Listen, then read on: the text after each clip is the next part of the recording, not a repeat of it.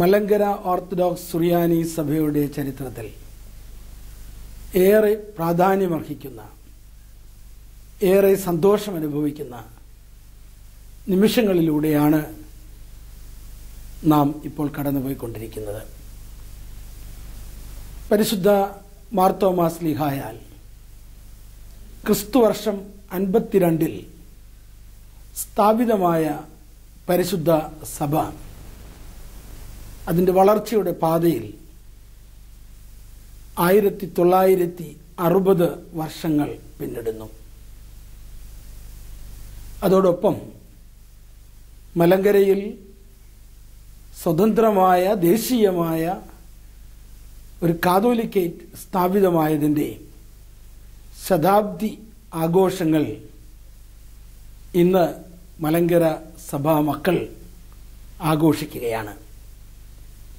ഈ ആഘോഷങ്ങൾക്ക് ആശംസകൾ നേരുവാനായി മറ്റ് സഭകളിൽ നിന്ന്, സമൂഹങ്ങളിൽ നിന്ന്, രാഷ്ട്രീയ, സാമുദായിക, മത നേതാക്കന്മാർ, സഭാ അധ്യക്ഷന്മാർ ഒക്കെയും ഈ മറൈൻ ഡ്രൈവിൽ എത്തിക്കൊണ്ടിരിക്കുന്ന സന്ദർഭമാണ് ഇത്.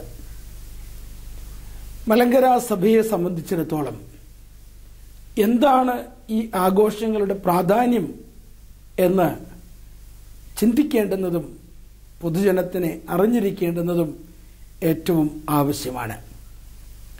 ഓർത്തഡോക്സ് സഭകളുടെ ചിന്താധാര അത് ദേശീയ സഭ ആണ് എന്നുള്ളതാണ്. നമ്മുടെ കർത്താവ് തൻ്റെ ശിഷ്യന്മാരെ ലോകത്തിൻ്റെ നാനാ ഭാഗങ്ങളിലേക്കും അയക്കുന്നു. വിശുദ്ധ മത്തായി ശ്ലീഹായുടെ സുവിശേഷം 28-ാം അധ്യായം 19 മുതലുള്ള വാക്കുകളിൽ നാം ഈ കാര്യങ്ങൾ പ്രത്യേകമായിട്ട് കാണുന്നുണ്ട്. ലോകത്തിൻ്റെ അറ്റത്തോളവും പോയി എൻ്റെ സാക്ഷികളായി തീരുക, പിതാവിൻ്റെയും പുത്രൻ്റെയും പരിശുദ്ധ നാമത്തിൽ അനേകരെ സ്നാനം കഴിപ്പിക്കുക എന്ന് പറഞ്ഞുകൊണ്ട് സത്യത്തിലേക്ക് ലോക ജനതയെ ലോകരക്ഷകൻ ക്ഷണിച്ചു. ഈ വലിയ ദൗത്യം ഏറ്റെടുത്തുകൊണ്ട് അവനോടുകൂടി മരിക്കേണ്ടതിന് നാമും പോക എന്ന് പറഞ്ഞ ബഥാനിയയിലേക്ക് കർത്താവിനോട് ചേർന്ന് യാത്ര ചെയ്ത, വഴി ഏത് എന്ന് കർത്താവിനോട് ചോദിച്ച് മനസ്സിലാക്കിയ, ഒടുവിൽ എൻ്റെ കർത്താവും എൻ്റെ ദൈവവുമേ എന്ന് സത്യവിശ്വാസം പ്രഘോഷിച്ച് പ്രഖ്യാപിച്ച ആ പരിശുദ്ധനായ മാർത്തോമാ ശ്ലീഹ അദ്ദേഹത്തിൻ്റെ പ്രേക്ഷിത വൃത്തികളുടെ 1960 വർഷങ്ങൾ ഇവിടെ പിന്നിടുന്നു. സുദൃഢമായ ദേശീയ ബോധത്തിൽ ഉറച്ച് വളരുന്ന, അഢ്യത്വമുള്ള, പാരമ്പര്യമുള്ള, സത്യവിശ്വാസത്തെ അഭംഗുരം കാത്തുസൂക്ഷിക്കുന്ന ഒരു സഭയായിട്ട് ഇന്ന് മലങ്കര ഓർത്തഡോക്സ് സുറിയാനി സഭ വളർന്നുകൊണ്ടിരിക്കുന്നു എന്നുള്ള ഒരു യാഥാർത്ഥ്യം. ഈ വളർച്ചയുടെ അനേക നാഴികക്കല്ലുകളുണ്ട്. ആ നാഴികക്കല്ലുകളിലെ ഇന്നിൻ്റെ പ്രസക്തമായ ഒരു നാഴികക്കല്ലാണ് മലങ്കരയിൽ സ്വതന്ത്രമായി സ്ഥാപിതമായ കാതോലിക്കേറ്റിൻ്റെ 100ാം വാർഷികം എന്ന് പറയുന്നത്. കാതോലിക്കേറ്റ് സ്വാതന്ത്ര്യത്തിൻ്റെ സൂചനയാണ്, വലിയ ഉത്തരവാദിത്തങ്ങളുടെ സൂചനയാണ്, ദേശീയ അവബോധത്തിൻ്റെ ഏറ്റവും ശക്തമായ പ്രതീകമാണ്. ലോകമെമ്പാടുമുള്ള ഓർത്തഡോക്സ് സഭയുടെ മക്കൾ മറ്റെല്ലാ അസൗകര്യങ്ങളെയും തൃണവൽക്കരിച്ചുകൊണ്ട് എല്ലാ വിധത്തിലുമുള്ള യാത്രാ മാധ്യമങ്ങൾ ഉപയോഗിച്ചുകൊണ്ട് മറൈൻ ഡ്രൈവിലേക്ക് ഈ സമയത്ത് ഒഴുകി എത്തിക്കൊണ്ടിരിക്കുകയാണ്. ദൂരം കൊണ്ടും മറ്റ് സാഹചര്യങ്ങൾ കൊണ്ടും ഇവിടെ എത്തുവാനായിട്ട് ബുദ്ധിമുട്ട് വരുന്നതായ ആളുകൾക്ക് വേണ്ടിയാണ് മലങ്കര ഓർത്തഡോക്സ് TV പ്രത്യേകമായിട്ട് ഇന്ത്യൻ ഓർത്തഡോക്സ് TVയുടെ ചാനലുകളിലൂടെ ഈ സംഭവങ്ങൾ ലോകത്തെ മുഴുവൻ കാണിക്കുവാനുള്ളതായ ക്രമീകരണങ്ങൾ ഇവിടെ ചെയ്തിരിക്കുന്നത്. ലോകം ഇന്ന് വളരെ ശ്രദ്ധയോടുകൂടി ഈ കാര്യങ്ങൾ ശ്രദ്ധിച്ചുകൊണ്ടിരിക്കുകയാണ്. എന്താണ് ഈ ആഘോഷങ്ങളുടെ പ്രത്യേകത? എന്തിനാണ് നാം ഈ ആഘോഷം സജ്ജമാക്കിയിരിക്കുന്നത്? ഇവിടെ വളരെ ചുരുക്കമായിട്ട് ഈ സമ്മേളനത്തിൻ്റെ പശ്ചാത്തലത്തിൽ മലങ്കര സഭയുടെ സംക്ഷിപ്ത ചരിത്രം ഒരിക്കൽ കൂടെ നാം ഓർക്കേണ്ടുന്നത് ആവശ്യമാണ്. ഒന്നാമതായി, മലങ്കര സഭ പരിശുദ്ധ മാർത്തോമാ ശ്ലീഹായാൽ കർത്താവിൻ്റെ ശിക്ഷണപ്രകാരം, കർത്താവിൻ്റെ പദ്ധതി പ്രകാരം, കർത്താവിൻ്റെ സജ്ജീകരണ പ്രകാരം പരിശുദ്ധ മാർത്തോമാ ശ്ലീഹായാൽ ഭാരതത്തിൽ പ്രേക്ഷിതമാവുകയും പരിശുദ്ധാത്മാവിനാൽ വളർത്തപ്പെടുകയും ചെയ്ത സത്യവിശ്വാസത്തെ അഭംഗുരം കാത്തു സൂക്ഷിക്കുന്ന സഭയാണ്. അതത് കാലങ്ങളിൽ അതത് രാഷ്ട്രീയ, സാംസ്കാരിക, മത പശ്ചാത്തലങ്ങളിൽ സഹകരണത്തോടുകൂടി, തനിമയോടുകൂടി വളരുവാൻ മലങ്കര സഭയ്ക്ക് എന്നും സാധിച്ചിട്ടുണ്ട് എന്നുള്ളത് നാം ഓർത്തിരിക്കേണ്ടുന്ന ഒരു വസ്തുതയാണ്. ക്രിസ്തു ശിഷ്യനായ മാർത്തോമാ ശ്ലീഹ ഭാരതത്തിലേക്ക് എഴുന്നള്ളുമ്പോൾ ഇവിടെ ചിതറിപ്പാർക്കുന്ന യഹൂദന്മാരുടേതായ ഒരു മതം, ഒരു സംസ്കാരം എല്ലാം നിലനിൽക്കുന്നുണ്ട്. ആ മതസംസ്കാരം ഇവിടത്തെ അതത് കാലത്തുള്ള ഈ നാട്ടിലെ മക്കളുമായി ഇഴകിച്ചേർന്നുകൊണ്ടുള്ള വാണിജ്യത്തിൻ്റെയും സാംസ്കാരികതയുടെയും തനിമയിലൂടെ വളരുന്ന ഒരു സംസ്കാര പൈതൃകമായിരുന്നു. അവിടെയാണ് മാർത്തോമാ ശ്ലീഹ പ്രേക്ഷിത വൃത്തിയുമായി കടന്നു വരുന്നത്. സ്വാഭാവികമായിട്ടും അദ്ദേഹത്തിൻ്റെ ഭാഷയായ അരമായ ഭാഷയിൽ, സുറിയാനി ഭാഷയുടെ പൂർവ്വരൂപമായ അരമായ ഭാഷയിൽ ആയിരിക്കാം അന്നത്തെ സംവിധാനങ്ങൾ, അന്നത്തെ സംവേദന പ്രക്രിയകൾ നടന്നിട്ടുള്ളത്. അങ്ങനെ യഹൂദ പശ്ചാത്തലത്തിൽ നിന്നും ഈ നാട്ടിൽ അതത് കാലത്ത് നിലനിന്നിരുന്നതായ സാംസ്കാരിക പശ്ചാത്തലത്തിൽ നിന്നും, പ്രത്യേകിച്ച് മാർത്തോമാ ശ്ലീഹായുടെ കാലഘട്ടത്തിൽ ബൗദ്ധ, ജൈന മതങ്ങളുടെ സാന്നിധ്യമാണ് കേരളത്തിൽ കൂടുതലും ഉണ്ടായിരുന്നത് എന്ന് നാം മനസ്സിലാക്കുന്നു. അങ്ങനെയുള്ള വളരെ സുദൃഢമായ ഒരു മത ബാഹുല്യതയുടെ പശ്ചാത്തലത്തിലുള്ള മതസംവേദനം, പ്രേക്ഷിത സംവേദനം, ആ സംവേദനത്തിൽ സുതാര്യമായി ഉരുത്തിരിഞ്ഞ് വളർന്ന ഒരു സഭയാണ് 1-ാം നൂറ്റാണ്ടിൽ നമുക്ക് കാണുവാൻ കഴിയുന്ന മലങ്കര സഭ എന്ന് പറയുന്നത്. ഓരോ കാലഘട്ടങ്ങളിലും, പ്രത്യേകിച്ച് 2-ാം നൂറ്റാണ്ടിൽ നമുക്ക് കാണുവാൻ കഴിയുന്നത് വളർന്നതായ ഒരു സഭ ഇവിടെ ഉണ്ട് എന്നും, ആ സഭയെ കാണുവാൻ, അഭിസംബോധന ചെയ്യുവാൻ, ആ സഭയുമായി സംവേദനത്തിൽ വരുവാൻ തക്കവണ്ണം പാന്റിനസ് എന്ന അന്നത്തെ വളരെ പ്രസിദ്ധനായ അലക്സാന്ദ്രിയൻ ചിന്താധാരയുടെ വളരെ ആചാര്യനായ ഒരു പിതാവ്, പാന്റിനസ് എന്ന പിതാവ് മലങ്കരയിൽ എത്തി എന്ന് നമുക്ക് സാക്ഷ്യമുണ്ട്, ചരിത്രമുണ്ട്. യുസേബിയോസ്, സഭാചരിത്രകാരനായ യുസേബിയോസ് ഉൾപ്പെടെ അത് രേഖപ്പെടുത്തിയിരിക്കുന്നു. അദ്ദേഹത്തിന് മലങ്കരയിൽ ഒരു അരമായ ഭാഷയിൽ വിരചിതമായ വേദപുസ്തകം അദ്ദേഹത്തിന് കാണുവാൻ കഴിഞ്ഞു. മാർത്തോമാ ശ്ലീഹായാൽ വിരചിതമായ സുവിശേഷം കാണുവാൻ കഴിഞ്ഞു. ഇത് കാണിക്കുന്നത് 1-ാം നൂറ്റാണ്ടിൽ നിന്നും സുദൃഢമായി പരിശുദ്ധ മാർത്തോമാ ശ്ലീഹായുടെ രക്തത്താൽ പണിയപ്പെട്ടതായ ഒരു മലങ്കര സഭ ഇവിടെയുണ്ടായിരുന്നു എന്നുള്ള വസ്തുതയാണ്. 3-ഉം 4-ഉം നൂറ്റാണ്ടുകളിലെല്ലാം ഈ സഭ അനസ്യൂതം സാംസ്കാരിക തനിമയിൽ വളർന്നുകൊണ്ടിരുന്നു എന്നുള്ളതിന് ഒട്ടനവധി ഉദാഹരണങ്ങൾ നമുക്ക് ലഭ്യമാകുന്നുണ്ട്.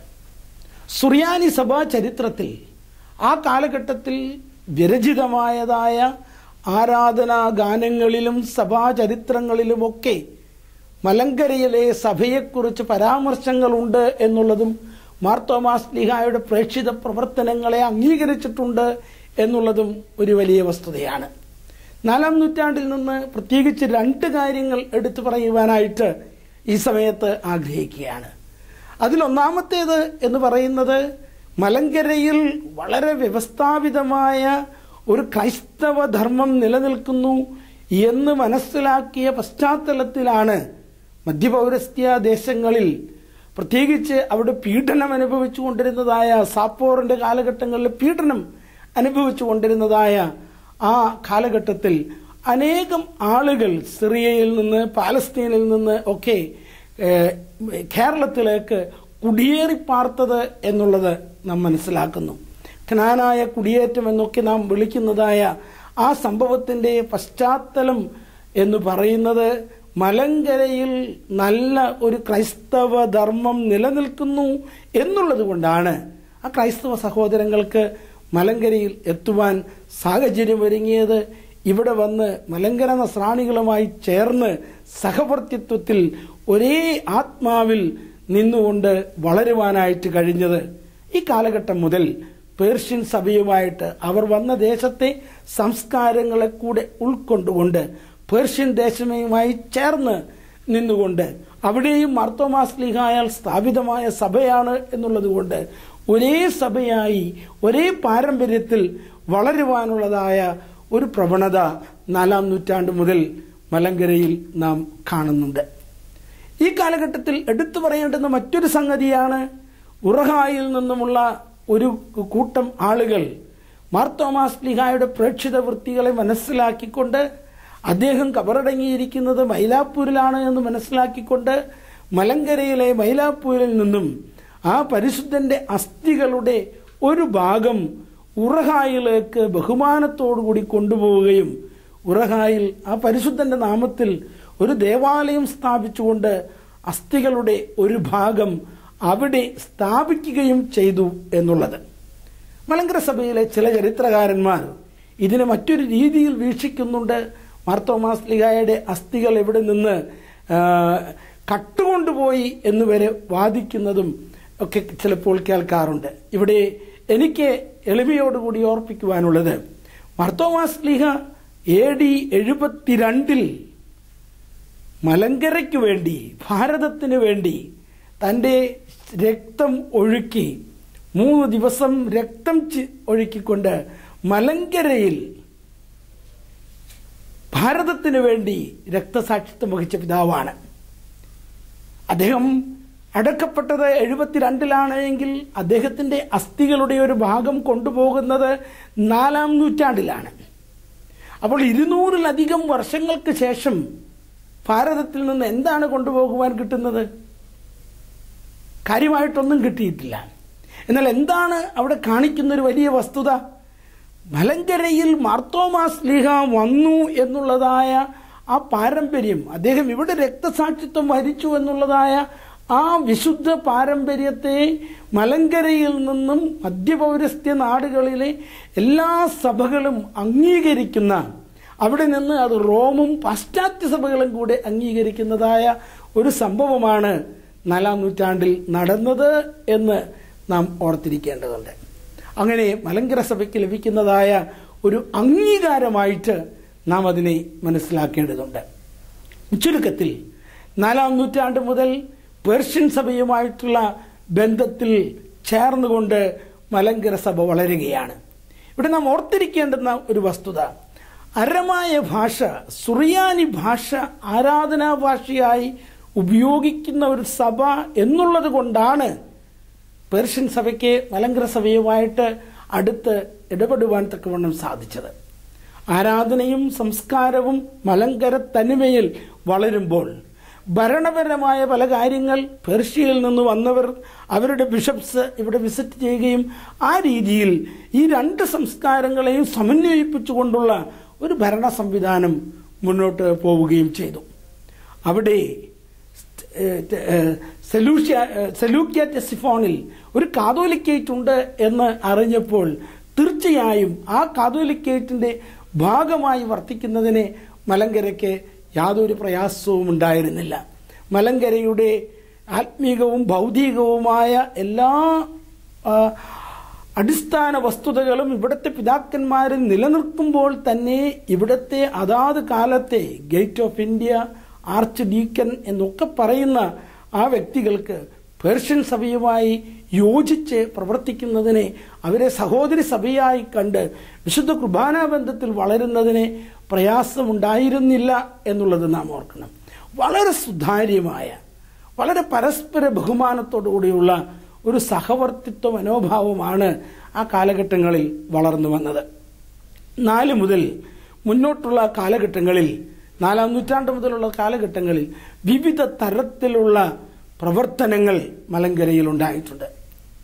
മലങ്കര സഭാ മക്കൾ കേരളത്തെ ഭരിക്കുന്ന രാജാക്കന്മാരും കേരളത്തിലെ ഏറ്റവും വലിയ വണിക്കുകളും കേരളത്തിൻ്റെ സാംസ്കാരികതയെ ലോകത്തിൻ്റെ എല്ലാ മേഖലകളിലേക്കും എത്തിക്കുവാൻ പ്രാപ്തിയുള്ളവരുമായിട്ട് പ്രവർത്തിച്ചിട്ടുണ്ട്, വർത്തിച്ചിട്ടുണ്ട് എന്നുള്ളതിനെ ഒട്ടനവധി തെളിവുകൾ ഇന്നും നമുക്ക് ലഭ്യമായിക്കൊണ്ടിരിക്കുകയാണ്. ഇതിലെ ചില നാഴികക്കല്ലുകളാണ് 9-ാം നൂറ്റാണ്ടിൽ കാണുന്ന കൊല്ലവർഷത്തിൻ്റെ ആരംഭം, വില്യാർവട്ടം, 13-14 നൂറ്റാണ്ടുകളിലൊക്കെയുള്ള വില്യാർവട്ടം രാജകുടുംബം, ഇങ്ങനെയുള്ള ഒട്ടനവധി സംഭവങ്ങൾ. വിശാലമായി ഈ കാര്യങ്ങളിലേക്ക് പോകുവാനായിട്ട് സമയം അനുവദിക്കുന്നില്ല എന്നുള്ളത് കൊണ്ട് ആ ഭാഗത്തിൽ നിന്ന് കടക്കുകയാണ്.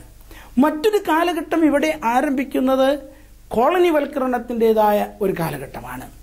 ലോകം മുഴുവൻ പ്രോപ്പഗൻഡ മിഷൻ, പെത്രോവാദ മിഷൻ എന്നൊക്കെയുള്ള പേരുകളിൽ അന്നത്തെ റോമൻ കത്തോലിക്ക സഭ സ്പെയിൻ്റെയും പോർച്ചുഗലിൻ്റെയും ഒക്കെ പ്രത്യേക സാങ്കേതിക വിദ്യയിലുള്ള കാര്യങ്ങൾ ഉപയോഗിച്ചുകൊണ്ട് ലോകത്തെ മുഴുവൻ കോളനിവൽക്കരിക്കുവാനായിട്ട് തുടങ്ങിയതായ ഒരു കാലഘട്ടം. ഒരു തലത്തിൽ ലോകത്തെ സമ്പത്ത് മുഴുവൻ കൊള്ളയടിച്ചുകൊണ്ട് പാശ്ചാത്യ ലോകത്തെത്തിക്കുന്നു. അതോടൊപ്പം തന്നെ മതാത്മകമായിട്ട്, സാംസ്കാരികമായിട്ട് ലോകത്തെ മുഴുവൻ പാശ്ചാത്യരുടെ അടിമകളാക്കുക എന്നുള്ളതായ ഒരു പ്രവണത. അതിൻ്റെ ആരംഭം മലങ്കരയിൽ കുറിച്ചത് ഉദയംപേരൂർ സുന്നകദോസിലാണ് അടിസ്ഥാനപരമായി എന്ന് നാം കാണുന്നു. വാസ്കോഡി ഗാമയുടെ വരവ് മുതൽ ആരംഭിച്ചതായ പ്രസ്ഥാനം 100 വർഷങ്ങൾ കൊണ്ട് പടർന്ന് പന്തലിച്ച് 1599 ആയപ്പോഴേക്കും ഉദയംപേരൂരിൽ വെച്ച് ഒരു വലിയ സമ്മേളനം വിളിച്ചുകൂട്ടി മലങ്കരയെ അടിമത്തത്തോടുകൂടി, അടിമത്ത സ്വഭാവത്തോടുകൂടി രാഷ്ട്രീയ സ്വാധീനങ്ങൾ കൊണ്ട്, അന്നത്തെ രാജാക്കന്മാരുടെ സ്വാധീനം കൊണ്ട് മലങ്കരയുടെ ദേവാലയങ്ങളെ, മലങ്കരയുടെ പ്രതിനിധികളെ ഒന്നിച്ച് ഉദയംപേരൂരിൽ കൂട്ടി കത്തോലിക്ക മതത്തിലേക്ക്, റോമാ നുഖത്തിലേക്ക് അടിയറവ് വയ്ക്കുവാനായിട്ടുള്ള ഒരു തീവ്ര ശ്രമം ഉണ്ടായി. ദൈവത്തിൻ്റെ വലിയ കൃപയെന്ന് മാത്രം പറയട്ടെ, അഭിമാന ബോധമുള്ള മലങ്കര നസ്രാണികൾ അധിക കാലം ഇതിനെ നിന്നുകൊടുത്തില്ല. 54 വർഷങ്ങൾ അത് ദയനീയമായ കാലഘട്ടമായിരുന്നു. മലങ്കരയുടെ സത്വത്തെ ഗ്രസിച്ചതായ കോളനിവൽക്കരണത്തിൻ്റെ തിക്താനുഭവങ്ങൾ ഉണ്ടായ കാലമായിരുന്നു. ഒടുവിൽ 1653 ജനുവരി മാസം 3-ാം തീയതി മട്ടാഞ്ചേരിയിലെ കൂനൻകുരിശിൽ മലങ്കര സഭാമക്കൾ വലിയ സത്യം ചെയ്തു. ഞങ്ങൾക്ക് റോമാനുഗം ആവശ്യമില്ല, ഞങ്ങൾ മാർത്തോമാ ശ്ലീഹായുടെ മക്കളാണ്, ഞങ്ങൾ തനതായ സ്വത്വബോധമുള്ള, ദേശീയതയുള്ള, സ്വതന്ത്രമായ സഭാമക്കളാണ്, ഞങ്ങൾക്ക് വൈദേശിക ബന്ധങ്ങൾ ആവശ്യമില്ല എന്ന് പ്രഖ്യാപിക്കുവാൻ ഈ മണ്ണിൽ, ഈ മറൈൻ ഡ്രൈവിന് തൊട്ടടുത്തുള്ള, കായലിന് മറുവശത്തുള്ള മട്ടാഞ്ചേരിയിൽ അതിനെ അവസരം ഒരുങ്ങി. അത് മലങ്കര സഭയുടെ ഒരു പുതിയ ഗാഥ, കോളനിവൽക്കരണത്തെ തിരസ്കരിച്ചതായ ഒരു പുതിയ പശ്ചാത്തലമാണ് 17-ാം നൂറ്റാണ്ടിൻ്റെ ഉത്തരാർദ്ധം തുടങ്ങുന്നിടത്ത് നമുക്ക് കാണുവാൻ കഴിയുന്നത് എന്നുള്ളത് പ്രത്യേകം നാം ഓർത്തിരിക്കണം. കോളനിവൽക്കരണത്തിനെതിരെയുള്ള ശക്തമായ ആദ്യ നീക്കം ഒരുപക്ഷെ ലോക ചരിത്രത്തിൽ തന്നെ നടത്തിയത്, സംഘടിതമായി നടത്തിയത് മലങ്കര ഓർത്തഡോക്സ് സുറിയാനി സഭയാണ് എന്ന് അഭിമാനത്തോടു കൂടി നമുക്ക് പറയാം. ലോകമെമ്പാടും വിവിധ തരത്തിലുള്ള പാശ്ചാത്യ രാജ്യങ്ങളുടെ കോളനിവൽക്കരണത്തിനകത്ത് നട്ടം തിരിയുന്നതായ ഒരു കാലഘട്ടത്തിൽ ഞങ്ങൾ സ്വാതന്ത്ര്യത്തിൻ്റെ മക്കളാണ്, ഞങ്ങൾ ആരുടെയും അടിമകളല്ല എന്ന് പ്രഖ്യാപനം നടത്തി. അന്ന് അടിമയാക്കുവാൻ വന്ന മെനസിസ് മെത്രാനെ ആർത്ത് ആട്ടി, പ്രത്യേകിച്ച് കുന്നംകുളം ചാട്ടുകുളങ്ങര, പാലൂർ ചാട്ടുകുളങ്ങര പള്ളി പരിശുദ്ധ മാർത്തോമാ ശ്ലീഹായാൽ സ്ഥാപിതമായ ആദ്യ ഇടവക അതിലൊന്നാണ്. ആ ദേവാലയത്തിലേക്ക് കടന്നു കയറുവാനായിട്ട് ശ്രമിച്ച മെനസിസ് മെത്രാനെ ആർത്ത് ആട്ടിയ പാരമ്പര്യമാണ് ഉള്ളത്. അന്നു മുതൽ ആ ദേവാലയത്തിന് ലഭിച്ച പ്രത്യേക പേരാണ് ആർത്ത് ആട്ടിയ പള്ളി, ആർത്താറ്റ് പള്ളി എന്നുള്ളത്. ഇത് ഒരു പള്ളിയുടെ മാത്രം ചരിത്രമല്ല. കേരളത്തിലെമ്പാടും ഈ കോളനിവൽക്കരണത്തിനെതിരെ ശക്തമായ പ്രതികരണങ്ങളുണ്ടായി. അന്നത്തെ മലങ്കര നസ്രാണികളെ തോമാ അർക്കദയാക്കോന്റെ കീഴിൽ അണിനിരത്തിക്കൊണ്ട് ആഞ്ഞലിമൂട്ടിൽ ഇട്ടിത്തൊമ്മൻ കത്തനാരെ പോലെയുള്ളതായ വ്യക്തിത്വങ്ങൾ അന്ന് എല്ലാവരെയും സംഘടിപ്പിച്ച് അതിശക്തരായ സുസംഘടിതരായ റോമാനുഗത്തെ വലിച്ച് എറിയുവാൻ തക്കവണ്ണമുള്ള മനോധൈര്യം അന്ന് സഭ കാണിച്ചു എന്നുള്ളതിൽ നമ്മുടെ പൂർവികരെ നമുക്ക് അഭിനന്ദിക്കാതിരിക്കുവാൻ വയ്യ. ദൈവത്തെ നമുക്ക് മഹത്വപ്പെടുത്താം. പ്രിയമുള്ളവരെ, പിന്നീടുള്ള മലങ്കര സഭയുടെ ചരിത്രം എന്ന് പറയുന്നത് ഓരോ ദേശങ്ങളിൽ നിന്നും വന്നുകൊണ്ടിരുന്നതായ കോളനിവൽക്കരണങ്ങളെ എത്ര വിദഗ്ധമായിട്ട് സഭ നേരിട്ടു എന്നുള്ളതാണ്. സഹോദര സഭകളിൽ നിന്ന് ആവശ്യമായിരിക്കുന്ന സഹായങ്ങൾ നാം ചോദിക്കാറുണ്ട്. 1665 മുതലെങ്കിലും അത്തരത്തിൽ സുറിയാനി സഭയിൽ നിന്നും കോപ്റ്റിക് സഭയിൽ നിന്നുമൊക്കെ ഇവിടെ പിതാക്കന്മാർ എഴുന്നള്ളി സത്യവിശ്വാസത്തിൽ നമുക്ക് നിലനിൽക്കുവാൻ തക്കവണ്ണമുള്ള ആരാധനാ സംവിധാനങ്ങളും മറ്റ് തരത്തിലുള്ളതായ പുസ്തകങ്ങളും എല്ലാം കൊണ്ടുവരികയും ആവശ്യത്തിനുള്ള ക്രമീകരണങ്ങൾ ഇവിടെ നടത്തുകയും ചെയ്യുവാൻ തക്കവണ്ണം സഹവർത്തിച്ച് പ്രവർത്തിക്കുവാൻ മലങ്കരയ്ക്ക് കഴിഞ്ഞു എന്നുള്ളതാണ്. അബ്ദുൽ ജലീൽ ഗ്രിഗോറിയോസ് പിതാവ്, ഹിദായത്തുള്ള ബാവ, അതുപോലെ തന്നെ കോതമംഗലത്തെ ബസേലിയോസ് എൽദോ ബാവ, ഇങ്ങനെ ഒട്ടനവധി പേരുകളെ 17-ാം നൂറ്റാണ്ട് മുതൽ നമുക്ക് പ്രത്യേകമായിട്ട് സ്മരിക്കുവാനായിട്ട് കഴിയും. ഇതിൽ മിക്കവാറും പിതാക്കന്മാർ, പ്രത്യേകിച്ച് പേരെടുത്ത് പറഞ്ഞ പിതാക്കന്മാർ, അവരെല്ലാം മലങ്കരയിലെ സഭയെ ബഹുമാനിച്ച പിതാക്കന്മാരായിരുന്നു. മലങ്കരയിൽ സ്വതന്ത്രമായി നിലനിൽക്കുന്ന സഭയ്ക്ക് ആവശ്യമായ കൈത്താങ്ങലുകൾ കൊടുക്കണമെന്ന് ചിന്തിച്ചതായ പിതാക്കന്മാരായിരുന്നു. എല്ലാ പിതാക്കന്മാരും ഒരുപക്ഷെ അങ്ങനെ ആയിരുന്നില്ല. ഈ കൂട്ടത്തിൽ കള്ളനാണയങ്ങളും പലപ്പോഴും വരാറുണ്ടായിരുന്നു. അവർക്ക് മലങ്കരയെ സംഘടിപ്പിച്ച് അവരുടെ സഭയുടെ ഭാഗമാക്കണമെന്നുള്ള ആഗ്രഹം റോമാക്കാർക്കുണ്ടായതുപോലെയുള്ള ആഗ്രഹങ്ങൾ പിന്നീട് ചില സഭകൾക്കും ഉണ്ടായതായിട്ട് നാം കാണുന്നുണ്ട്. ആ ചരിത്രമാണ് പിന്നീട് നമുക്ക് പറയുവാനുള്ളത്. കൊളോണിയലിസത്തിൻ്റെ രണ്ടാമത്തെ ഘട്ടം എന്ന് ഒരുപക്ഷെ ഞാനതിനെ വിശേഷിപ്പിക്കും. പോർച്ചുഗീസ് കൊളോണിയത്തിന് ശേഷം ബ്രിട്ടീഷ് അധികാരികൾ ഇവിടെ വരുന്നതായ ഒരു കാലഘട്ടം. അവരെ സംബന്ധിച്ചിടത്തോളം വാണിജ്യവും രാഷ്ട്രീയവുമായ കാര്യങ്ങളാണ് കൂടുതൽ അവർ ശ്രദ്ധ ചെലുത്തിയിരുന്നത് എങ്കിലും അതോടൊപ്പം തന്നെ അവരും ആംഗ്ലിക്കൻ സഭകളുടെ CMS മിഷൻ പോലെയുള്ള കാര്യങ്ങൾ അവരുണ്ടായി. എന്നാൽ കൂടുതൽ അവരിൽ നിന്ന് നമുക്ക് സഹായങ്ങളാണ് പ്രതികൂലങ്ങളെക്കാൾ കൂടുതൽ ഉണ്ടായിട്ടുള്ളത് എന്ന് ഒരുപക്ഷെ ഒറ്റവാക്കിൽ നമുക്ക് പറയുവാനും അവർ ചെയ്തു തന്നിട്ടുള്ളതായ ഉപകാരങ്ങളെ നന്ദിയോടെ സ്മരിക്കുവാനും നമുക്ക് സാധിക്കും. മിഷണറിമാരുമായിട്ടുള്ള സഹവർത്തിത്വത്തിൽ, പ്രത്യേകിച്ച് 19-ാം നൂറ്റാണ്ടിൻ്റെ ആരംഭത്തിലേക്ക് കടക്കുന്നതായ കാലഘട്ടത്തിൽ അവരുമായിട്ടുള്ള സഹവർത്തിത്വത്തിലാണ് പടുത്ത വീട്, നമ്മുടെ സെമിനാരി, പഴയ സെമിനാരി, അതുപോലെ തന്നെ വേദപുസ്തകത്തിൻ്റെ തർജ്ജമ, അച്ചടി, ഇങ്ങനെയുള്ള, അതുപോലെ സെക്കുലർ വിദ്യാഭ്യാസം, ഇങ്ങനെയുള്ള ഒട്ടനവധി കാര്യങ്ങളിൽ സഭാപിതാക്കന്മാർക്ക് മിഷണറിമാരുമായി ചേർന്ന് ആദ്യകാലങ്ങളിൽ പ്രവർത്തിക്കുവാനായിട്ട് സാധിച്ചിട്ടുണ്ട്. അവിടെയും എടുത്തു പറയേണ്ടുന്ന ഒരു കാര്യമെന്ന് പറയുന്നത്, എപ്പോഴൊക്കെ അത് മലങ്കര സഭയുടെ സത്വബോധത്തിന് എതിരായി വരുന്നുവോ അവിടെയൊക്കെ അവരെ നിലയ്ക്ക് നിർത്തുവാനായിട്ട്, അവരെ മാറ്റി നിർത്തുവാനായിട്ട് മലങ്കരയ്ക്ക് കഴിഞ്ഞിട്ടുണ്ട് എന്നുള്ളതും നാം പ്രത്യേകമായിട്ട് ഓർക്കേണ്ടതുണ്ട്. ചരിത്രത്തിൽ അല്പം പുറകോട്ട് ഞാൻ പോയിക്കൊള്ളട്ടെ.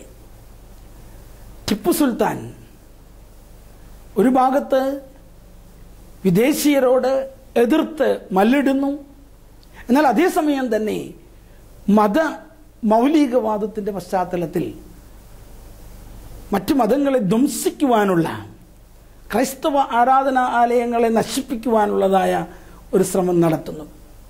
1789 അന്ന് മലബാറിലുള്ള വടക്കൻ പ്രദേശത്തുള്ള നേരത്തെ പ്രസ്താവ്യമായ ആർത്താറ്റുപള്ളി തീയിട്ട് നശിപ്പിച്ചതായ ഒരു സംഭവമുണ്ട്. ആർത്താറ്റുപള്ളി നശിപ്പിക്കുവാനായിട്ട് വന്ന സന്ദർഭത്തിൽ അദ്ദേഹത്തെ എതിർക്കുവാനായിട്ട് കൂടിയ ജനങ്ങളെ നിഷ്കരുണം വധിക്കുകയും ആ ദേവാലയത്തിൻ്റെ ചുറ്റുമുള്ള മരങ്ങളിൽ അവരുടെ ശരീരങ്ങൾ കെട്ടിഞ്ഞാത്തുകയും ചെയ്തു എന്നുള്ള ഒരു ചരിത്ര വസ്തുതയുണ്ട്. ഈ ആഘോഷ സുദിനത്തിൽ മലങ്കരയ്ക്ക് വേണ്ടി ധീര രക്തസാക്ഷികളായിട്ടുള്ള എല്ലാ പിതാക്കന്മാരെയും മാതാക്കളെയും മാർ തോമാ ശ്ലീഹായോട് ചേർന്ന് ഓർക്കുവാനുള്ള ഉത്തരവാദിത്വം മലങ്കരയുടെ മക്കൾക്ക് ഉണ്ട് എന്നുള്ളത് പ്രത്യേകമായിട്ട് നാം ഓർക്കണം. ഒട്ടനവധി പേരുകൾ അക്കൂട്ടത്തിലുണ്ട്, പഴയതും പുതിയതുമായിട്ടുള്ളത്. അതിൽ ആനപ്പാപ്പിമാരുണ്ട്, മലങ്കര വർഗീസ്മാരുണ്ട്. ഇന്നും മലങ്കര സഭയുടെ സത്വത്തിന് വേണ്ടി എന്നും പോരാടിക്കൊണ്ടിരിക്കുന്ന, ഒട്ടനവധി പീഡനങ്ങൾ സഹിച്ചുകൊണ്ടിരിക്കുന്ന, കള്ളക്കേസുകളിൽ ഉൾപ്പെടുത്തിയിരിക്കുന്ന ഒക്കെയായിട്ടുള്ള ആളുകളുണ്ട്.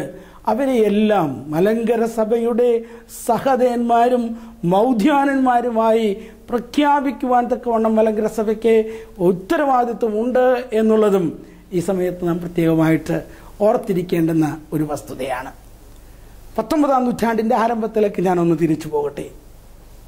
അന്ന് വിവിധ തരത്തിലുള്ള വൈദേശിക സഭകൾ ഒരുപോലെ നമ്മെ വേട്ടയാടുവാൻ നോക്കുന്നതായ ഒരു കാലഘട്ടം. റോമാ സഭ അതിൻ്റെ കരാളഹസ്തം വീണ്ടും മുറുക്കിക്കൊണ്ടിരിക്കുന്നു. മറുഭാഗത്ത് അന്ത്യോക്യ സഭ ഭാരത സഭയെ അതിൻ്റെ ഒരു ഭദ്രാസനമായിട്ട്, ഹിന്ദു ഭദ്രാസനമായിട്ട് മാറ്റുവാനായിട്ടുള്ള ശ്രമങ്ങൾ നടത്തുന്നു.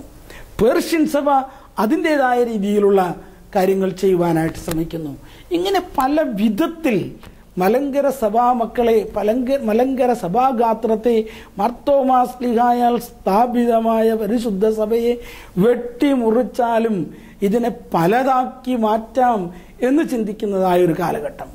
ഈ കാലഘട്ടത്തിലാണ് 1806 അന്നത്തെ മലങ്കര മെത്രാപ്പോലീത്ത വലിയ മാർ ദിവന്നാസ്യൂസ് തിരുമേനിയുടെ കാലഘട്ടത്തിൽ അന്നത്തെ യുവവൈദികനായിരുന്ന പഴയ സെമിനാരി സ്ഥാപകനായി പിന്നീട് അറിയപ്പെട്ട പുലിക്കോട്ടിൽ യൗസേപ്പ് കത്തനാർ, ഇട്ടൂപ്പ് കത്തനാർ ഒരു പടിയോല, ആർത്താറ്റ് പടിയോല എഴുതി ഉണ്ടാക്കി അന്നത്തെ കൊച്ചി രാജാവിൻ്റെ സെക്രട്ടറി സമർപ്പിക്കുന്നത് എന്നുള്ളത് നാം ഓർക്കണം. ആ തിറ്റൂരത്തിൽ, ആ പടിയോലയിൽ പറഞ്ഞിരിക്കുന്നത്, ഞങ്ങൾ മലങ്കര സഭയുടെ മാർത്തോമാ ശ്ലീഹായുടെ നടപടിയിലും ചട്ടത്തിലുമുള്ള സത്യവിശ്വാസികളാണ് എന്നാണ്. റോമായിൽ നിന്നോ അന്ത്യോക്യയിൽ നിന്നോ ബാബിലോണിയയിൽ നിന്നോ മറ്റേതെങ്കിലും പരദേശത്ത് നിന്നോ ഉള്ള യാതൊരു പ്രസ്ഥാനങ്ങളെയും ഞങ്ങൾ അംഗീകരിക്കുന്നില്ല. ഞങ്ങൾ സ്വതന്ത്രമായ മലങ്കരയുടെ മക്കളാണ്, മാർത്തോമാ ശ്ലീഹായുടെ മക്കളാണ് എന്ന് പറയുവാനുള്ള ഒരു കാഹളധ്വനി മുഴക്കുവാൻ 1806 സാധിച്ചു എന്നുള്ളതാണ്. ഇതേ സംഭവങ്ങൾ വീണ്ടും 1834 ആവർത്തിക്കുവാൻ നമുക്ക് കഴിയുന്നുണ്ട്. അതുപോലെ തന്നെ ആ കാലഘട്ടങ്ങളിൽ മുഴുവൻ, ഞാൻ സഭയുടെ ചരിത്രത്തിലേക്ക് പൂർണ്ണമായിട്ട് പോവുകയല്ല, അന്നത്തെ പടിയോലകൾ, കണ്ടനാട് പടിയോല, ഇങ്ങനെയുള്ളതായ അന്നത്തേതായ മീറ്റിങ്ങുകളും യോഗങ്ങളും അവയുടെ തീരുമാനങ്ങളുമൊക്കെ ഞങ്ങൾക്ക് വൈദേശിക ബന്ധത്തിൻ്റെ ആവശ്യമില്ല, സഹോദര ബന്ധം ഞങ്ങൾ നിലനിർത്തും, എന്നാൽ ഞങ്ങൾ മാർത്തോമാ ശ്ലീഹായുടെ മക്കളാണ് എന്ന് പ്രഖ്യാപിക്കുന്നതായ ഒരു പാരമ്പര്യം, അത് തോമാ അർക്കതയാക്കോനിൽ നിന്ന്, ഒന്നാം മാർത്തോമായിൽ നിന്ന് പ്രത്യേകിച്ച് അത് 1653 തുടങ്ങിയെങ്കിൽ അത് ഒന്നാം മാർത്തോമ, രണ്ടാം മാർത്തോമ, മൂന്നാം മാർത്തോമ, അങ്ങനെ പോയി അത് ആറാം മാർത്തോമയിലെത്തുമ്പോൾ വലിയ മാർ ദിവന്നാസ്യൂസ് എന്ന് അദ്ദേഹം അറിയപ്പെടുന്നു. പിന്നീട് ദിവന്നാസ്യൂസ് ഒന്നാമൻ, ദിവന്നാസ്യൂസ് രണ്ടാമൻ, ആ രീതിയിൽ അത് മുന്നോട്ട് പോയി ദിവനാസ്യൂസ് ആറാമൻ പരിശുദ്ധനായ വട്ടശ്ശേരിൽ തിരുമേനിയിൽ വരെ എത്തുന്നതായ ഒരു ചരിത്രം നാം കാണുന്നുണ്ട്. 19-ാം നൂറ്റാണ്ടിലേക്ക് അല്പമൊന്ന് മടങ്ങിപ്പോകട്ടെ. കണ്ണിൻ്റെ കൃഷ്ണമണി പോലെ മലങ്കര സഭയെ പരിപാലിച്ച പിതാക്കന്മാരാണ് നമുക്ക് ഉണ്ടായിട്ടുള്ളത്. 19-ാം നൂറ്റാണ്ടിൽ അപ്പോഴേക്കും നമുക്ക് കൂടുതൽ ബന്ധങ്ങൾ, അത് ആരാധനാപരമായ സാമീപ്യം കൊണ്ടുണ്ടായ ബന്ധമാണ്. സുറിയാനി സഭ ഒരേ വിശ്വാസമുള്ള സഭ, ഒരേ പ്രത്യയശാസ്ത്രമുള്ള സഭ, ഒരേ ആരാധനാ ഭാഷയുള്ള സഭ. അതുകൊണ്ട് അന്ത്യോക്യൻ സുറിയാനി സഭയുമായി നമുക്ക് കൂടുതൽ അടുത്ത് ഇടപഴകുവാനായിട്ട് സാധിച്ചു എന്നുള്ള ഒരു വസ്തുത. ഇവിടെ കാതോലിക്ക ചരിത്രം അല്പമൊന്ന് പറയേണ്ടത് ആവശ്യമുണ്ട്. സെലൂക്യ ടെസിഫോണിൽ 3-ാം നൂറ്റാണ്ടിൽ ഉണ്ടായതായ കാതോലിക്കേറ്റ്, അതേക്കുറിച്ചൊരു പരാമർശം നാം നേരത്തെ നടത്തുകയുണ്ടായി. ഈ കാതോലിക്കേറ്റ് റോമാ സാമ്രാജ്യത്തിന് പുറത്തുള്ള പൗരസ്ത്യദേശത്തുള്ള സത്യവിശ്വാസികൾക്ക് അവരുടെ നേതാവിനെ കണ്ടുപിടിക്കുവാനുള്ളൊരു ക്രമീകരണമായിട്ടാണ് ഉണ്ടായത്. എന്നാൽ പിൽക്കാലത്ത് അത് നെസ്തോറിയൻ വിശ്വാസത്തിലേക്ക് വീണുപോയപ്പോൾ ആ കാതോലിക്കേറ്റ് അന്യം നിന്നുപോയി. അഥവാ സത്യവിശ്വാസികൾ കൽക്കദോനിയേതര വിശ്വാസത്തിലുള്ള നോൺ കാൽസിഡോണിയൻ ചർച്ചസ്, 3 പൊതു സുന്നകദോസുകൾ അവയുടെ വിശ്വാസത്തെ അംഗീകരിക്കുന്നതായ പൗരസ്ത്യ സഭ ഈ സെലൂക്യ ടെസിഫോണിലെ നെസ്തോറിയനിസത്തിലേക്ക് കടന്നു വന്നതായ കാതോലിക്കേറ്റിൽ നിന്ന് മാറുകയുണ്ടായി. ഈ പശ്ചാത്തലത്തിലാണ് പരിശുദ്ധനായ പൗരസ്ത്യ സഭയുടെ ദർശനങ്ങൾക്ക് വേണ്ടി ജീവൻ തൃണവൽക്കരിച്ച യാക്കോബ് ബുർദാനായെ പോലെയുള്ള വ്യക്തികൾ 6-ാം നൂറ്റാണ്ടിൽ ഉണ്ടാകുന്നത്. അവരുടെ തീവ്രമായ പ്രവർത്തനത്തിൻ്റെ ഭാഗമായി പൗരസ്ത്യ ദേശത്ത് സത്യവിശ്വാസത്തിൽ, ഓർത്തോദോക്സോ വിശ്വാസത്തിലുള്ള സഭ വീണ്ടും ഉണർന്ന് എഴുന്നേറ്റു. 7-ാം നൂറ്റാണ്ടിൽ അങ്ങനെയുള്ളതായ സത്യവിശ്വാസത്തിലുള്ള പൗരസ്ത്യ സഭയ്ക്ക് വേണ്ടിയാണ് ടിഗ്രീസിൽ വീണ്ടും ഒരു കാതോലിക്കേറ്റ് ഉണ്ടാകുന്നത്. നെസ്തോറിയൻ കാതോലിക്കേറ്റുമായിട്ട് അതിനെ പ്രത്യേകമായി വേർതിരിച്ച് കാണിക്കുവാൻ വേണ്ടിയാണ് ആ കാതോലിക്കേറ്റിനെ മഫ്രിയാനൈറ്റ് എന്നൊരു വാക്കുകൂടെ കൊടുക്കുന്നത്. ആ പദത്തിൻ്റെ അർത്ഥം ഫലം പുറപ്പെടുവിക്കുന്നവനെന്നാണ്. അങ്ങനെ 7-ാം നൂറ്റാണ്ട് മുതൽ ബാബിലോണിയ തിഗ്രീസ് ആസ്ഥാനമാക്കി വീണ്ടും കാതോലിക്കേറ്റ് വളരുന്നു. അതിൽ അനേകം പിതാക്കന്മാർ ഉണ്ടായിട്ടുണ്ട്. അതിലെ പിതാക്കന്മാർ മലങ്കര സന്ദർശിച്ചിട്ടുണ്ട്. ആ സന്ദർശിച്ചിട്ടുള്ള പിതാക്കന്മാരിൽ പ്രത്യേകിച്ച് എൽദോമാർ ബസേലിയൂസ് ബാവ 1685 മലങ്കരയിൽ എത്തിയെന്ന് നാം വിശ്വസിക്കുന്നു. 13 ദിവസം ഇവിടെ പ്രവർത്തിച്ചുവെന്ന് നാം വിശ്വസിക്കുന്നു. വിശ്വാസത്തിന് അടിത്തറയിട്ടുകൊണ്ട് അനേക കാര്യങ്ങൾ പ്രവർത്തിച്ചുവെന്ന് നാം വിശ്വസിക്കുന്നു. അതുപോലെ തന്നെ സക്രലാമപ്രിയാന 1751 മലങ്കരയിൽ വന്ന പിതാവ്. ഈ പിതാക്കന്മാരൊക്കെയും കാതോലിക്ക സിംഹാസനത്തിൽ ഇരുന്നതായ പിതാക്കന്മാരായി നാം മനസ്സിലാക്കുന്നു. അവരുടെ പൂർവികരാകട്ടെ 7-ാം നൂറ്റാണ്ടിൽ തുടങ്ങിയതായ ആ സ്ഥാനത്തിരുന്നതായ വലിയ പിതാക്കന്മാരാണ്. ബർസ്ലീബി ഇങ്ങനെയുള്ളതായ ഒരു കാലഘട്ടത്തെ മുഴുവൻ സത്യവിശ്വാസത്തിൽ നയിച്ചതായ വലിയ പിതാക്കന്മാർ ആ സ്ഥാനങ്ങളിൽ ഇരുന്നിട്ടുണ്ട് എന്നുള്ളതൊരു വസ്തുതയാണ്. ചരിത്രത്തിൽ 1860കളിൽ ഈ കാതോലിക്കേറ്റും ടിഗ്രീസിലെ കാതോലിക്കേറ്റും മധ്യപൗരസ്ത്യ ദേശങ്ങളിൽ അന്യം നിന്നു പോകുന്നു. അന്നത്തെ രാഷ്ട്രീയവും സാമുദായികവുമായ പ്രത്യേകമായ കാരണങ്ങൾ കൊണ്ട് ഈ കാലഘട്ടത്തിലാണ്, പ്രത്യേകിച്ച് കാതോലിക്കേറ്റ് നിന്നു പോകുന്നതായ കാലഘട്ടത്തിലാണ് അന്ത്യോക്യ പാത്രിയർക്കീസ് സ്ഥാനിക്ക് മലങ്കരയിലേക്ക് പ്രത്യേകമായി നേരിട്ട് കടന്നു വരുവാനും ഇടപെടുവാനും ഒക്കെ ഉള്ളതായ ഒരു സാഹചര്യം ഉണ്ടാകുന്നത്. 1840കളിലാണ് ഈ ബന്ധം യഥാർത്ഥത്തിൽ തുടങ്ങുന്നത് എന്ന് നമുക്ക് അറിയാം.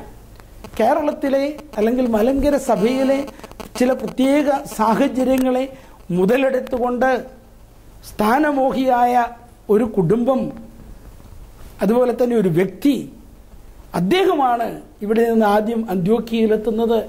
അദ്ദേഹം പാലക്കുന്നത്ത് അത്താനാസ്യൂസ് എന്ന പേരിൽ മാത്യൂസ് മാർ അത്താനാസ്യൂസ് എന്ന പേരിൽ അദ്ദേഹം മെത്രാപ്പോലിത്തയായിട്ട് മലങ്കരയിലേക്ക് കടന്നു വരുന്നു.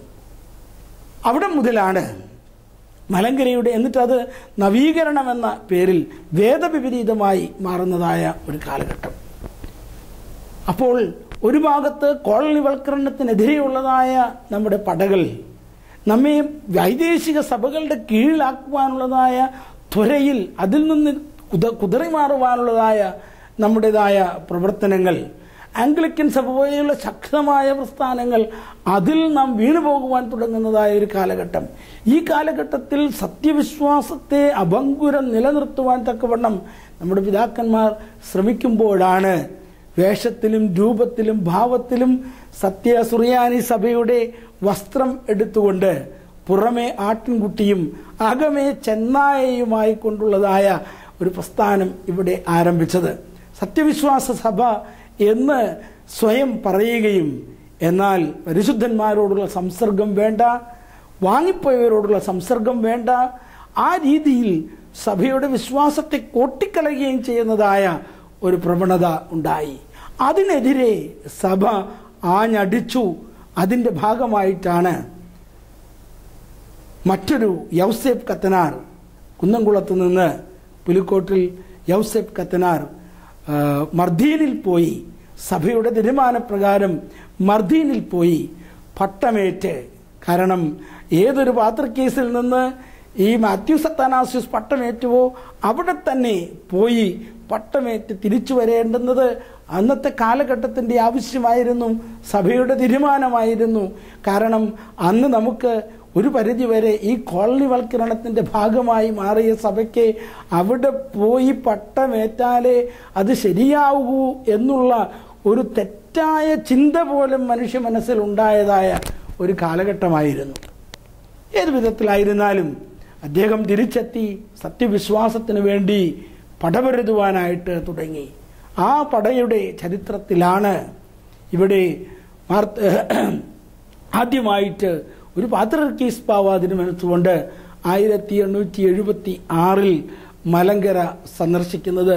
പത്രോസ് തൃതീയൻ ബാവ എന്ന് വിളിക്കുന്നതായ പാത്രിയർക്കീസ് ബാവ അദ്ദേഹം വന്ന് ഇവിടെ മുളന്തുരുത്തി സുന്നഹദോസ് മലങ്കര സഭയുടേതായ എല്ലാ കാര്യങ്ങളെയും പ്രത്യേകമായി ചിന്തിക്കുവാൻ, പഠിക്കുവാൻ, തീരുമാനങ്ങൾ എടുക്കുവാൻ തക്കവണ്ണം മുളന്തുരുത്തിയിൽ വെച്ച് 1876 ഒരു സുന്നഹദോസ് കൂടുന്നു.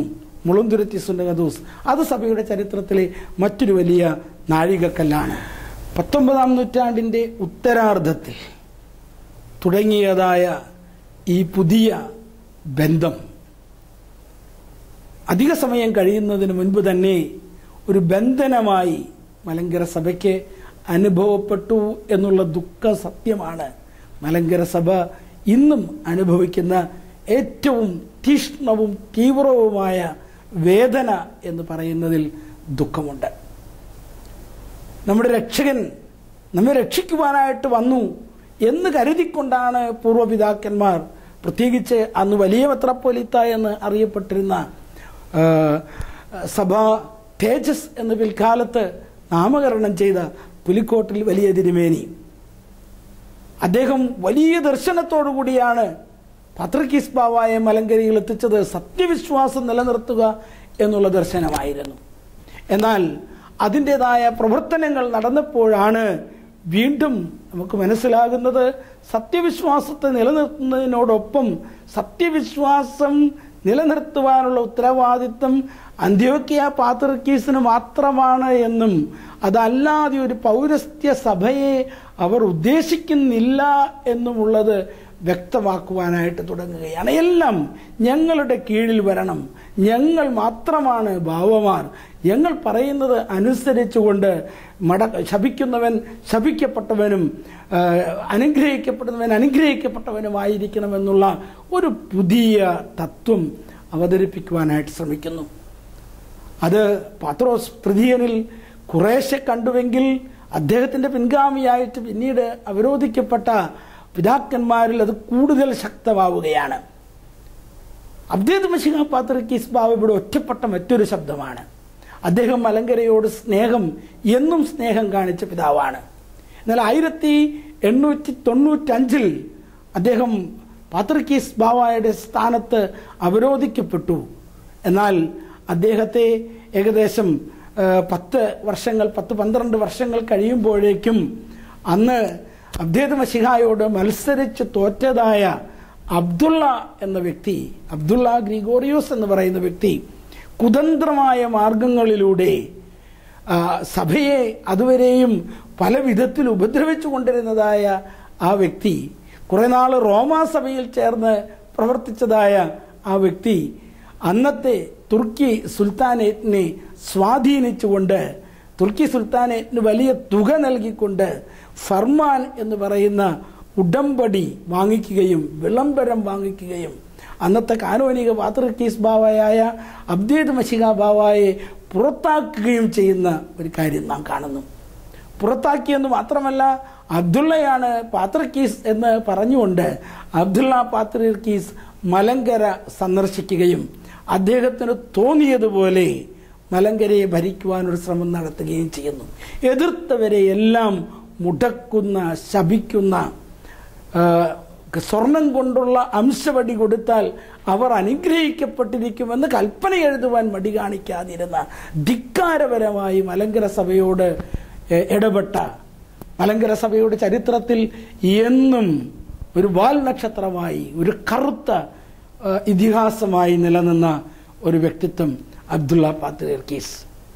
അദ്ദേഹത്തോട് മല്ലടിക്കുവാനും അദ്ദേഹത്തിൻ്റെ കുതന്ത്രങ്ങളിൽ നിന്ന് മലങ്കര സഭയെ രക്ഷിക്കുവാനും അന്നത്തെ നേതൃത്വം, പുലിക്കോട്ടിൽ രണ്ടാമന് ശേഷം വന്നതായ പരിശുദ്ധ വട്ടശ്ശേരിൽ ഗീവർഗീസ് മാർ ദിവന്നാസ്യൂസ് തിരുമേനിയുടെ നേതൃത്വം, അന്നത്തെ പിതാക്കന്മാർ സടകുടഞ്ഞെഴുന്നേറ്റു, ഒന്നിച്ച് പ്രവർത്തിച്ചു. ഈ അബ്ദുള്ള പാത്രിക്കീസിന്റെ കിരാതപരമായ, ധിക്കാരപരമായ മലങ്കര സഭയുടെ സത്വത്തെ, സ്വാതന്ത്ര്യത്തെ, തനിമയെ അംഗീകരിക്കാത്തതായ നയങ്ങൾക്കെതിരെ പ്രതികരിച്ചു. ഈ കാലഘട്ടത്തിലാണ് 20-ാം നൂറ്റാണ്ടിൻ്റെ 2-ാം ദശകം, സ്വപ്ന ദശകം, സ്വാതന്ത്ര്യ ദശകം എന്ന് ഞാൻ വിശേഷിപ്പിക്കും, മലങ്കരയിൽ ആയിത്തീരുന്നത്. അബ്ദേദ് മശിഹ പാത്രിക്കീസ് ബാവ തിരുമനസ്സുകൊണ്ട് മലങ്കരയിലേക്ക് എഴുന്നള്ളി. ആ കാലഘട്ടത്തിൽ അദ്ദേഹം എങ്ങനെ ഇവിടെ വന്നു എന്നുള്ളത് ഒരു അത്ഭുതമായി തുടരുകയാണ്. അദ്ദേഹത്തിന് ആവശ്യമായിരിക്കുന്ന യാത്രാരേഖകൾ ബ്രിട്ടീഷ് ഗവൺമെന്റ് ഉൾപ്പെടെ നൽകിക്കൊണ്ട്, ദൈവത്തിൻ്റെ പ്രത്യേക പരിലാളന കൊണ്ട്, മാർ തോമാസ് ലീഹായുടെ പ്രാർത്ഥനകളുടെ ഫലമായി എന്ന് ഞാൻ വിശേഷിപ്പിക്കും, അദ്ദേഹത്തിനെ മലങ്കരയിൽ എത്തിച്ചേരുവാൻ കഴിഞ്ഞു. അന്നത്തെ മലങ്കര സഭാ നേതൃത്വം പരിശുദ്ധ വട്ടശ്ശേരിൽ തിരുമേനിയുടെ അധ്യക്ഷതയിൽ സുനഹദോസ് കൂടി ഒരു തീരുമാനമെടുത്തു. നിന്നുപോയതായ ഒരു സമയത്ത് സെലൂക്യ ടെസ്റ്റിപ്പോണിലും പിന്നീട് തിഗ്രീസിലും ഉണ്ടായിരുന്ന കാതോലിക്കേറ്റ് അവിടെയെല്ലാം നിന്നുപോയി. ഇതാ മലങ്കരയിൽ ആ മാർ തോമാസ് ലീഹായുടെ സിംഹാസനം എന്നും അഭംഗുരമായി നിലനിന്നിട്ടുള്ള മലങ്കരയിൽ കാതോലിക്കേറ്റ് സ്ഥാപിക്കുവാനായിട്ട് സാധിക്കുമെന്നുള്ള ചിന്ത ഉടലെടുക്കുന്നു. ഇതേ കാലഘട്ടത്തിൽ തന്നെ ആ പരിശുദ്ധാത്മാവ് അബ്ദേദ് മശിഹ പാത്രിക്കീസ് ബാവായാലും തോന്നിപ്പിക്കുകയാണ്, മലങ്കര എല്ലാം കൊണ്ടും കാതോലിക്കേറ്റിനെ നിലനിർത്തുവാൻ സജ്ജമായ ഒരു സ്ഥലമാണ്. ഇതിന് മറ്റൊരു കാരണം കൂടിയുണ്ട്. ഞാൻ നേരത്തെ സൂചിപ്പിച്ചുവല്ലോ, കാതോലിക്കേറ്റ് നിന്നുപോയി, പാത്രിക്കേറ്റ് കൂടെ അവതാളത്തിലായിരിക്കുന്നതായ ഒരു കാലഘട്ടം. തുർക്കി സുൽത്താൻ പറയുന്നവൻ പാത്രിയർക്കീസ് ആകും എന്നുള്ള ഒരു അവസ്ഥ. അതുകൊണ്ട് സുറിയാനി സഭ കൂടെ വലിയതായ പ്രതിസന്ധിയിലേക്ക് വീഴുന്നതായ ഒരു കാലഘട്ടം. അവിടെയാണ് അബ്ദേദ് മശിഹ പാത്രിക്കീസ് ബാവായുടെ പരിശുദ്ധാത്മാവിൽ അധിഷ്ഠിതമായ ദീർഘവീക്ഷണത്തെ നമുക്ക് കാണുവാൻ കഴിയുന്നത്. അദ്ദേഹത്തിന് മനസ്സിലായി, ഈ സ്ഥാനം, ഈ ദേശീയമായ, ഈ സാർവദേശീയമായ, സാർവത്രികമായ ഈ സഭാസ്ഥാനം, പാത്രിക്കേറ്റെന്നും കാതോലിക്കേറ്റെന്നും ഒക്കെ പറയുന്നതായ ഈ പദങ്ങളുടെയൊക്കെ അർത്ഥം സാർവത്രിക പിതാവ് എന്നുള്ളതാണ്. വലിയ പിതാവ്, ദ ഗ്രേറ്റ് വികാർ എന്ന് പാട്രിയാർക്കേറ്റ് എന്ന പദത്തിനെ നമുക്ക് വിവക്ഷിക്കാം. Catholicos, the universal head. ഇതെല്ലാം സഭയുടെ നേതൃസ്ഥാനം അലങ്കരിച്ച് പിതാക്കന്മാരെ വിളിച്ചതായ വാക്കുകളാണ്. അപ്പോൾ ആ സ്ഥാനം മറ്റുള്ളവിടത്ത് അന്യം നിന്ന് പോകുന്നു. എന്നാൽ പ്രതിസന്ധികളുടെ ഇടയിൽ അതിശക്തമായി വളരുന്ന ഒരു സഭ മലങ്കരയിലുണ്ട്. അതുകൊണ്ട് ഈ സ്ഥാനം അലങ്കരിക്കുവാൻ അനുയോജ്യമായ സ്ഥലം മലങ്കരയാണ്, മാർത്തോമാ ശ്ലീഹായാൽ സ്ഥാപിതമായ സഭയാണ് എന്ന തിരിച്ചറിവ് അബ്ദേദ് മശിഹാ പാത്രിക്കീസ് ബാവായ്ക്ക് ഉണ്ടാകുന്നു. ആ പശ്ചാത്തലത്തിലാണ് 1912 ആ പിതാവിന് മലങ്കരയിലേക്ക് എഴുന്നള്ളുവാൻ കഴിയുന്നു. മലങ്കരയുടെ സുന്നകദോസ് അദ്ദേഹത്തോട് കാതോലിക്ക സ്ഥാപനത്തെക്കുറിച്ച് രേഖാമൂലം ആവശ്യപ്പെടുന്നു. നിരണത്ത് പള്ളിയിൽ വെച്ച് സെപ്റ്റംബർ മാസം 15-ാം തീയതി മലങ്കരയിൽ കാതോലിക്കേറ്റ് സ്ഥാപിതമാകുന്നു. 1876 മുതൽ മലങ്കര സഭയുടെ പിതാവായി ശോഭിച്ചിരുന്ന അന്നത്തെ സീനിയർ ബിഷപ്പ് മുറിമറ്റത്തിൽ ഭാഗ്യസ്മരണാർഹനായ പൗലൂസ് മാർ ഈവാനിയൂസ് തിരുമനസ്സുകൊണ്ട് മലങ്കരയുടെ പ്രഥമ കാതോലിക്കായായി അവരോധിക്കപ്പെടുന്നു എന്നുള്ള ഒരു ചരിത്ര വസ്തുത. പ്രിയമുള്ളവരെ, അന്ന് മുതൽ ഇന്ന് വരെ ഇന്ന് ആ സ്ഥാനത്ത് ഭാഗ്യത്തോടുകൂടി വാണരുളുന്നത് പൗലൂസ് ദ്വിതീയൻ കാതോലിക്ക ബാവ തിരുമനസ്സുകൊണ്ടാണ്. അദ്ദേഹം വേദിയിലേക്ക് എത്തിക്കൊണ്ടിരിക്കുന്നതായ സന്ദർഭമാണ്. അദ്ദേഹത്തോടൊപ്പം തന്നെ ഇന്നും സ്ഥാനമൊഴിഞ്ഞുകൊണ്ട്, എന്നാൽ ഈ മലങ്കര സഭയെ ആശ്ലേഷിച്ചുകൊണ്ട്, പ്രാർത്ഥിച്ചുകൊണ്ട്, അനുഗ്രഹിച്ചുകൊണ്ട് സുന്ദരമായി തൻ്റെ വാർദ്ധക്യത്തെ നയിക്കുന്ന പരിശുദ്ധ ബസേലിയോസ് മാർത്തോമ ദിദിമോസ് പ്രഥമൻ കാതോലിക്ക ബാവ തിരുമേനി ഇതെല്ലാം നിറഞ്ഞ കണ്ണുകളോടുകൂടി സന്തോഷത്തോടുകൂടി വീക്ഷിക്കുവാൻ ഇവിടെ എത്തിയിരിക്കുന്നു. ഈ ചരിത്ര മുഹൂർത്തത്തെ ധന്യമാക്കുവാൻ തക്കവണ്ണം ഞാൻ സൂചിപ്പിച്ചതുപോലെ 1-ാം നൂറ്റാണ്ട് മുതൽ നമുക്കുണ്ടായിരുന്ന നമ്മുടെ സുഹൃത്തുക്കളാണ് ബൗദ്ധമത സംസ്കാരം. എന്താണ് ഹിസ് ഹോളിനസ് ദലൈലാമയ്ക്ക് ഇവിടെ കാര്യം എന്ന് ചോദിക്കുന്ന ആളുകളുണ്ട്.